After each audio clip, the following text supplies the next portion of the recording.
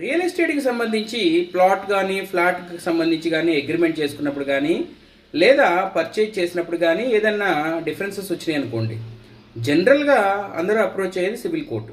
అయితే civil court అన్నది కొంత టైం టేకింగ్ అన్న అభిప్రాయం అయితే చాలామందిలో ఉంది. ఒక విధంగా అది నిజం కూడా.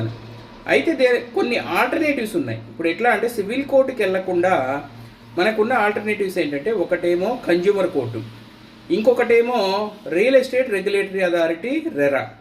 ఈ మధ్య ప్రతి స్టేట్కి కూడా రెరా అని బాడీ ఉంటుంది. సో స్టేట్ లెవెల్లో అప్రోచ్ అవ్వచ్చు.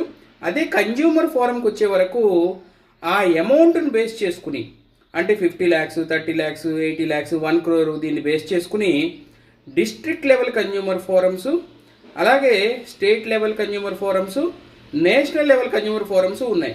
సో ఆల్టర్నేటివ్గా మనం కన్జ్యూమర్ ఫోరంని కూడా అప్రోచ్ అవ్వచ్చు.